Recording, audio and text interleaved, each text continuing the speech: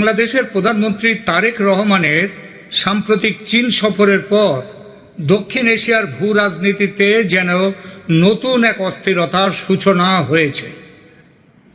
গত শুক্রবার ভারতের পররাষ্ট্র দপ্তরের ব্রিফিংয়ে ভারতের পররাষ্ট্র দপ্তরের মুখপাত্র রণধীর জয়সওয়াল তিনি একটা কথা বলেছেন।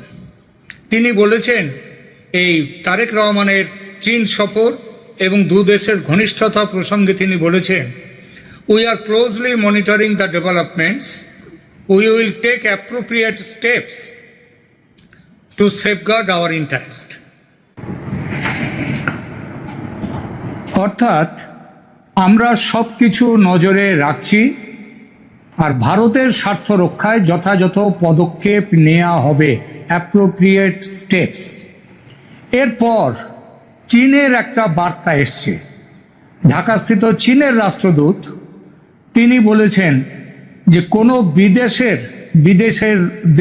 বিদেশের বাংলাদেশের ব্যাপারে নাক গলানো কথা বলা আমরা মেনে নেব না। আমরা মানে বাংলাদেশের কি স্বদেশ চীন? চীন তো বিদেশ। তা বিদেশের নাক গলানো ব্যাপারে তোমরা মেনে নেবে না, তোমরা নাকটা গলাবে, এইটাই তো কথা।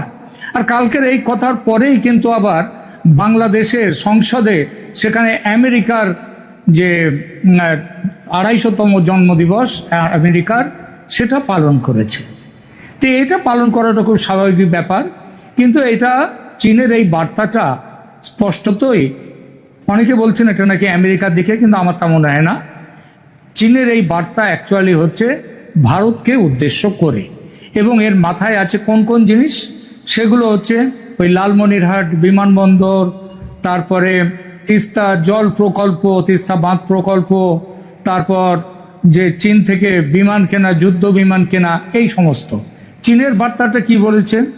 চীন যে বার্তা আর একটা দিয়েছে সেটা হচ্ছে, চীন বলেছে যে সবাই যেন মনে রাখে, মানে ভারত যেন মনে রাখে নদীর উজানে শুধু ভারত নয়, ভারতের বহু গুরুত্বপূর্ণ নদীর উজানও চীনের নিয়ন্ত্রণে। যেমন তো আছেই, এটা পাকিস্তানের ক্ষেত্রে, পাকিস্তানের যে ভারতের সিন্ধু অববাহিকার যে 6টা নদী, তার মধ্যে বোধহয় 3টে হচ্ছে তাদের চীনে, তো চীনদের তিব্বত থেকে আসছে। তিব্বত তো এখন চীনের দখলে, সুতরাং চীন বলতেই পারে চীনের নিয়ন্ত্রণে তাদের সব নদী। আবার এখানেও ব্রহ্মপুত্র, সেটাও আসছে চীন থেকে, মানে তিব্বত থেকে। তো এই যে চীন বলল যে ভারত যেন মনে রাখে নদীর উজানে শুধু ভারত নয়, ভারতের বহু গুরুত্বপূর্ণ নদীর উজানও চীনের নিয়ন্ত্রণে আছে। এই যে কথাগুলো বললো, এটা কি শুধুই কূটনৈতিক বাক্য বিনিময়, নাকি দক্ষিণ এশিয়ায় শুরু হতে চলেছে জল সমেত আর এক কূটনৈতিক যুদ্ধের নতুন অধ্যায়? আজকের ভিডিওতে আমরা বিশ্লেষণ করব কয়েকটা জিনিস।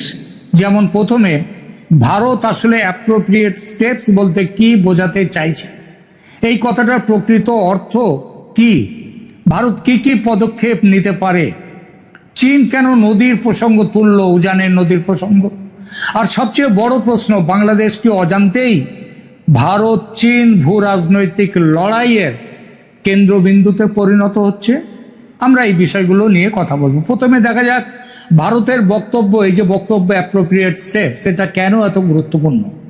সাধারণত পররাষ্ট্র মন্ত্রণালয় খুব মেপে ঝুঁকে কথা বলে, প্রত্যেকটা শব্দ মেপে কথা বলে। তাই যখন ভারতের মুখপাত্র বলেন appropriate steps will be taken, তখন সেটা কেবল একটা আনুষ্ঠানিক একটা সাধারণ মন্তব্য নয়। কূটনীতির ভাষায় এর অর্থ ভারত পরিস্থিতিকে নিরাপত্তা ও কৌশলগত দৃষ্টিকোণ থেকে গুরুত্বের সঙ্গে বিবেচনা করছে। এই ভাষা সাধারণত তখনই ব্যবহার করা হয় যখন কোনো দেশের কর্মকাণ্ড অন্য দেশের দীর্ঘমেয়াদী স্বার্থকে প্রভাবিত করতে পারে। এই অ্যাপ্রোপ্রিয়েট স্টেপস, এটা কি হতে পারে? অনেকেই মনে করেন এর অর্থ যুদ্ধ। আমি তা মনে করি না। ভারত যুদ্ধের কথা এখানে বলেনি, কিন্তু যুদ্ধ ছাড়াও রাষ্ট্রের হাতে অসংখ্য শক্তিশালী অস্ত্র থাকে। আর ভারতের মতো বড় রাষ্ট্র, বাংলাদেশের কাছে তো ভারত অনেক বড়, তো সেই অস্ত্রগুলো কি হতে পারে? এক, বাংলাদেশের সঙ্গে বাণিজ্যে কড়াকড়ি আরও বাড়তে পারে। দুই, সীমান্তে আমদানি রপ্তানির ওপর নিয়ন্ত্রণ এবং সীমান্তে কড়াকড়ি ব্যবস্থা ভীষণভাবে আরও বড়ভাবে পুশ ব্যাক সেগুলো হতে পারে। এবং এমনও হতে পারে যে সীমান্ত টোটালি বন্ধও করে দিয়ে দিতে পারে ভারত। তিন, কাস্টমস ও ট্রানজিট ব্যবস্থা কঠোর করতে পারে। চার, কূটনৈতিক চাপ বৃদ্ধি করতে পারে। পাঁচ, যৌথ প্রকল্পের গতি, যৌথ প্রকল্প অবশ্য বেশিরভাগই বন্ধ রয়েছে, কিন্তু তাহলেও কিছু তো কমে আছে, কিছু চলছে এখনো, ভারত বাংলাদেশে এখনো চলছে কিছু, তো সেই যৌথ প্রকল্পগুলোর গতি কমিয়ে দিতে পারে। এই সবই আন্তর্জাতিক সম্পর্কের স্বীকৃত উপায়। এবার আসা যাক, জল কি ভারতের হাতে একটা কৌশলগত অস্ত্র? এখানে বিতর্ক শুরু। ভারত ও বাংলাদেশের মধ্যে রয়েছে গঙ্গা, তিস্তা, ফেনী, যমুনা সহ বহু আন্তঃসীমান্ত নদী।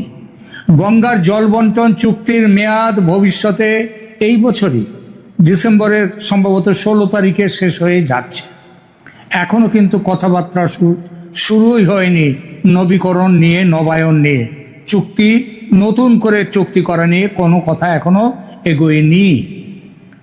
তিস্তা নিয়ে এখনো কোনো চুক্তি হয়নি, কথাও চলছে না।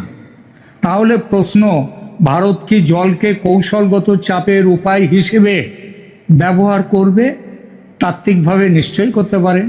রাষ্ট্রের হাতে একটা নীতিগত বিকল্প এটা হতেই পারে, কিন্তু বাস্তবে বিষয়টা বেশ জটিল, কারণ এতে একটা আন্তর্জাতিক সম্পর্ক, অভ্যন্তরীণ রাজনীতি, পরিবেশ, দীর্ঘমেয়াদী কূটনৈতিক প্রভাব, এই সব কিছুই জড়িয়ে আছে। তাই এই সম্ভাবনা নিয়ে আলোচনা করা যায়, কিন্তু এটিকে নিশ্চিত ভবিষ্যৎবাণী বলা যাবে না। যদিও বলা যায় যে সম্ভাবনা আছে, বিশেষ করে যে সম্পর্কের যে অবনতি হচ্ছে ভারত এবং বাংলাদেশের মধ্যে বর্তমানে, তাতে এই সম্ভাবনাটাকে উড়িয়ে দেয়া যায় না। এবার চীনের পাল্টা বার্তাটা কেন দিল? চীন কেন দিল? ভারত যখন জলের প্রসঙ্গ সামনে আনতে পারে, তখন চীনও একটা গুরুত্বপূর্ণ কথা মনে করিয়ে দিল। ভারতও পুরোপুরি উজানের দেশ নয় বলল চীন। এটা কিন্তু কম তাৎপর্যপূর্ণ কথা নয়, কারণ ভারতের বেশ কয়েকটা বড় আন্তঃসীমান্ত নদীর উৎস তিব্বতে, আর তিব্বত আছে চীনের অধীনে, যেমন ব্রহ্মপুত্র, যেমন সিন্ধু, সতলেজ বা শতদ্রু। এর মধ্যে ব্রহ্মপুত্রের সাথে ভারতের পূর্বাঞ্চলের, উত্তর পূর্বাঞ্চল এবং বাংলাদেশের যোগ। এই নদীগুলোর উৎপত্তি স্থল আজ চীনের নিয়ন্ত্রণাধীন তিব্বতে। অর্থাৎ চীন পরিষ্কার না হলেও ঘুরিয়ে বলে দিল, জল নিয়ে যদি ভূ রাজনীতি শুরু হয়, তাহলে প্রভাব বিস্তারের সুযোগ শুধু ভারতের হাতে নেই, চীনও পাল্টা দিতে পারে। আর চীন যে সেই পাল্টা দেয়াটা শুধু হুমকি হিসেবে দিচ্ছে তা নয়, চীন বিশ্বের বৃহত্তম বাঁধ প্রকল্প তৈরি করছে ব্রহ্মপুত্র নদের ওপর, তার নিয়ন্ত্রণাধীন তিব্বতে। ভারত আপত্তি জানিয়েছে, চীন জবাব দেয়নি। মজার ব্যাপার হচ্ছে, চীন যে ভারতের আপত্তিকে গ্রাহ্য করছে না, এতে বাংলাদেশের একটা সংখ্যক মানুষ বেশ পুলকিত। যদিও পুলকের কোনো কারণ নেই, কেননা তিব্বতের হিমালয় পর্বতমালার কৈলাস শৃঙ্গের নিকটে চেমাইউংডুং হিমবাহ থেকে ব্রহ্মপুত্র নদের উৎপত্তি। চীনে বা তিব্বতে এটি ইয়ারলুং সাংপো নামে পরিচিত।